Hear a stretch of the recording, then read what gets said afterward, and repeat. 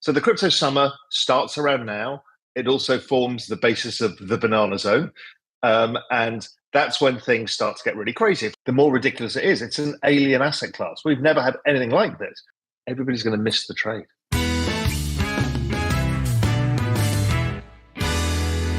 Yeah. So as I've been talking about for a while, I think we're in that transition from macro crypto spring into macro crypto summer. Now, people confuse it with the actual season itself. I just saw that on Twitter. I'm like, no. It's because it breaks down to 4 periods of the liquidity cycle that drives assets. So the transition here is usually when the forces are still disinflationary and growth is slow to picking up.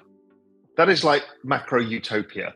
Why? Because that tends to push the central banks into adding liquidity and the governments to adding liquidity. It also happens to be, this everything code cycle is also about the election cycle. And guess what politicians do at this time as well? They want to give candy to the kids. So they're stimulating as well and tend to stimulate into the following year as well. So the crypto summer starts around now.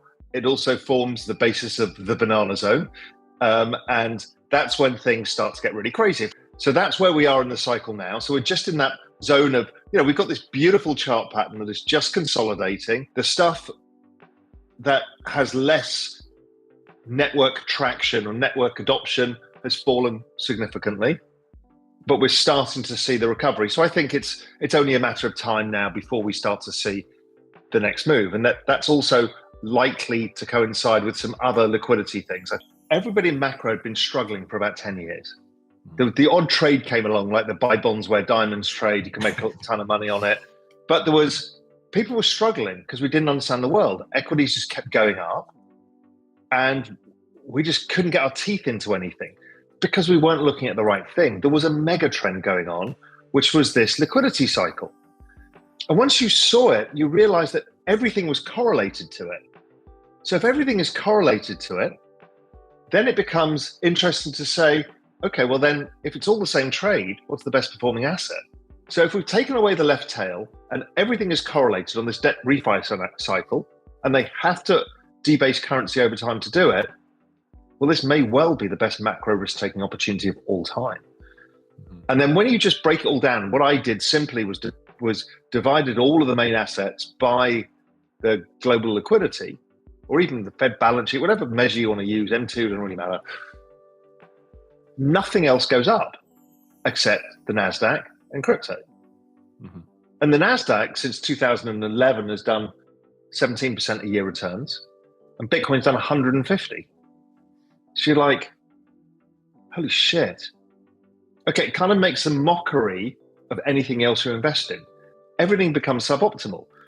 So then people go, yeah, but what about the risk return, the volatility? That 150% return is after 3 80% drawdowns. They're included in that number. Oh, and the longer time horizon you take it, the more ridiculous it is. It's an alien asset class. We've never had anything like this. What we've got here is a global utility, which is blockchain, much like the internet was. Now, unlike any of these global utility networks, trains, road systems, all of this, you couldn't invest in them. But because this is tokenized, you've got a behavioral incentive system to grow the network, which is the more people come onto the network, the more the number go up, the more people come on the network. And therefore, the more capital in the network, the more applications get built, the more the network gets used, right? It's fucking genius. And we've never seen anything like this, where we're all part of it. Here we've got tradable on a mobile phone in India, the Philippines, Fiji, New York, Vancouver, the Cayman Islands, the same thing.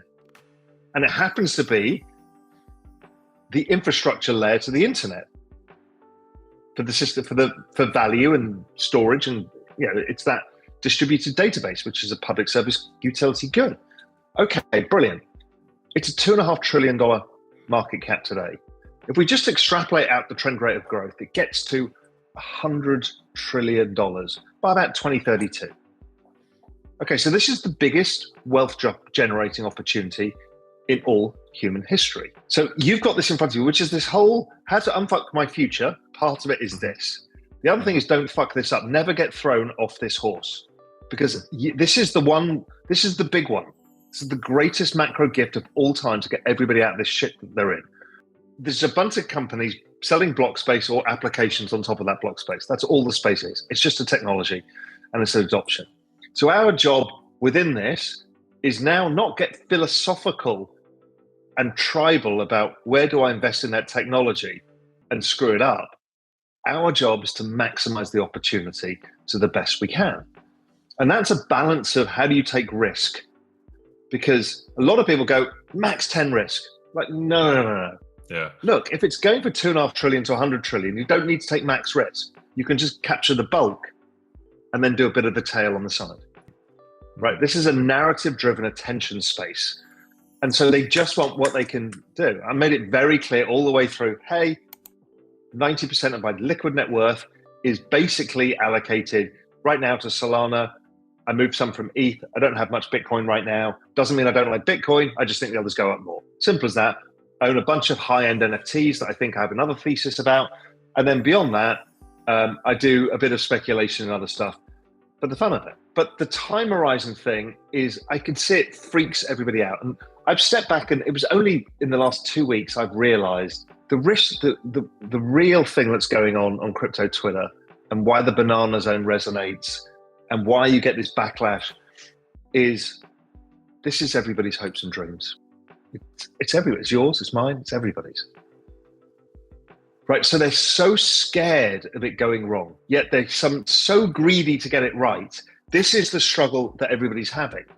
Mm-hmm. And people have PTSD from the last cycle, as the people did from the previous cycle. Right, the previous cycle was the blow off top and then the collapse. This one was the stunted top and then the collapse. And so now people, they worry about the cycle. Then motherfucker, you're trading it. What you should do is buy all the sell-offs. If it goes down 85%, you're like, hell yes. It took me a long time to realize that, because I too was the macro kind of cyclical guy. And I think, well, let's sell it at the top. So I think I can predict somewhat the tops from the everything code cycle and the usual bunch of stuff. But does it really matter? As a 30-year-old, yeah, okay, you might want a house. So there's lifestyle chips. Okay, fine. But I tell you, if you've made a ton of money and you take it off at the high and you nail it, you will not put the same amount back in at the low down 85%. When everybody's calling you a criminal, they're going to shoot everybody involved in crypto. There's going to be the gulags for crypto investors. You're like, I'm not doing it. And you will end up screwing the whole thing up. The other one I was talking to Chris Boniski about is people are really getting concerned about, where does the top come? Is it early? Is it normal? Is it, every time it's always been December, but for some reason everyone's freaked out it's going to be a different time now. What is the one that scares me is what happens if the correction in 2026, because we don't have 22, we don't have it, beating out of massive inflation and the pandemic stuff. Imagine if we just only went down 40% in Bitcoin and 20% in NASDAQ. This is kind of my favorite probability. Sure, there's a whole bunch of alts that are going to go down 99%. I'm just talking about Bitcoin. Everybody's going to miss the trade because they're waiting for the down 70. Meanwhile, stable coins are getting adopted by the fucking EU. I mean, the adoption of blockchain technology is undeniable. People, this go back to time horizon. They expect it all tomorrow. Why hasn't Google gone to a Web3 business and Meta? And why is the entire financial system not on new blockchain rails by the end of this week on my blockchain? I'm like, it doesn't work like that. It's all at the margin until it's exponential. So I just think it's a time horizon issue. And people are new to this kind of stuff of understanding both exponentials and long duration assets. But when I look back at my first Bitcoin investment at 200, I mean, what a different world. 200, but you didn't see it then. It's very difficult to see because of exponentials. Pristine collateral is not likely to be the best performing asset. Totally. The safest asset is never the best performing. It's simple. There's a risk curve. Yeah. Now, it has performed very well this cycle, but it always does at the beginning of the cycle. So yes, I do think the Bitcoin business of selling their block space is pretty robust, particularly in a world of debasement of currency and sovereigns understand the game. So I do think it gets adopted more and more and more. It doesn't do anything else really. Yes, we're trying to build rooms and ordinals and other stuff, but really does what it says on the tin, and that works really well. It's an anti-debasement machine that has adoption effects. So I do think that Bitcoin holds its narrative, but over time its dominance falls, just as the space gets bigger. It's all so fucking mid-curve. I mean, I've explained there are two assets in a secular bull market, technology and crypto. Arguably crypto's technology, but that's it. So number go up the most. We've gone through the fastest period of change in technology in all human history. We've just brought into the world infinite human intelligence to the power of whatever. We don't even know to the power of what? The power of 10, the power of 100? We've just replaced humans by robotics. We've got cars that drive themselves. We're able to edit the human gene. We've got just La La Land stuff going on, the book of sci-fi novels. And these are companies with products. We're not even talking about them anymore. These are actually happening. And people want to invest in old stuff because, hey, it's cheap here. You're like, what are you missing? Do you really think anybody cares about your gold mine? If you are to choose an asset in a highly correlated world, choose the best performing asset. Let's say you don't trade crypto. You're doing yourself a disservice if you don't own technology. Change your mindset to look forward to sell-offs. Think, okay, somebody's given you a wealth compounding machine and you get to have a go back. Let's say Bitcoin price goes to 200,000 and it comes back down to 70,000. You get to have another go again. That's a gift. I mean, Anson put it on Twitter and he's dead right. It's like, I cannot believe they give us this gift every 4 years where it becomes the worst performing asset and we get to make another 20, 30, 40x. And so if you use that mindset to say, hey, I'm in this for the long run. I'm going to stay in this trend probably for the rest of my investing life. I'll take money off and I'll do the normal things, but this is my investing journey now, like you do with your 401k or whatever it is. Then you should be very excited and thinking, how do I hoard as much cash as possible in 2025? So in 2026, you can play Chris Boniski on the internet. Most people live with their fears. They lie in bed thinking, fuck, am I going to make as much money as I want? Is the banana going to happen? And then am I going to lose it all? Okay, because they're thinking too short term. They're not thinking what it could be. They're not thinking about, okay, how do I de-risk it so I don't have to have these thoughts in the middle of the night? That monkey brain can go to sleep. And how can I get excited about the sell-off? Change that. You've changed everything.